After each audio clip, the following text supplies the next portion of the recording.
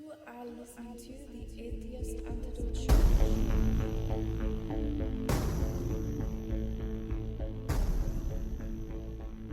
And now, your host, Brock Lawley. Hello, ladies and gentlemen. My name is Brock Lawley.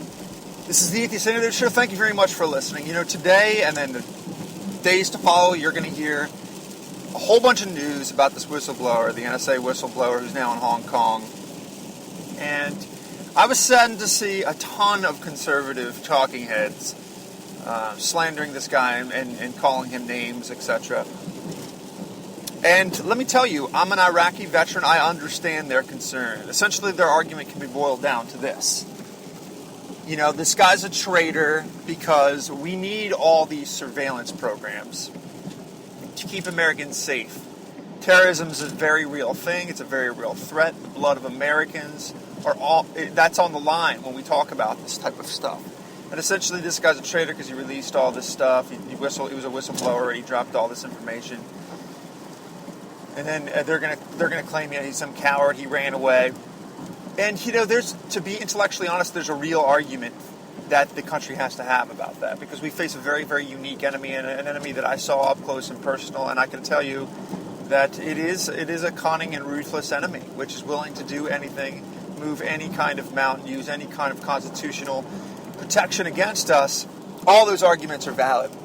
And I would say this, potentially 6 months ago to a year ago, I think I probably would have fallen on that side of the argument. Simply because, you know, for me, it's less of like an intellectual exercise, and it's more something that hits home for me. Because I was in Iraq, I was in Balad, I was in Fallujah. I saw Al-Qaeda. I saw what this enemy is. I saw Islamic extremism, and I assure you it's very real. But essentially, when you hear people talk about this, you have to trust your government. That's really what it comes down to, right? You have to trust your government. Oh, listen, Uncle Sam's not going to use this against you. He's not going to wield this tremendous unchecked power against you, Joe Six-Pack citizen swilling beer. Of course not, right?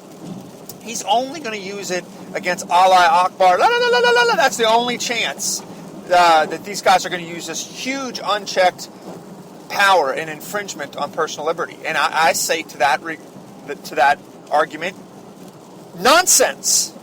Nonsense. This government cannot be trusted. I can't believe that on the heels of this government, this federal government, using the IRS to cripple, to smother, to crib smother individual groups from their First Amendment rights, this government tapping into the phones of individuals, churches, community leaders, more specifically reporters, the reporters' parents, for nothing but political reasons, ladies and gentlemen. Now you're trying to get me to believe that the same federal government is not going to snoop on individual Americans, is not going to use their records to silence them, to trump up some charges against them if it's convenient. I say to that nonsense, this federal government cannot be trusted. And so, yes, you make a very, very compelling case, and a sound case, actually, that the Islamic threat, that the terrorist threat is a very real threat. We have to be realistic about this, and potentially we have to sacrifice some of our individual liberties and some of our constitutional freedoms.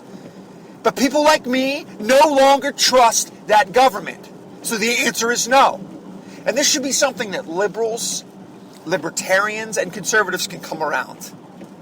Because the federal government cannot be trusted with this power. It's just that simple. We got to go back to the blackboard and rethink this thing. Because these clowns cannot be trusted, and they have proven to not be able to be trusted. Thank you for listening to the Atheist Antidote show. You are listening to the Atheist Antidote show.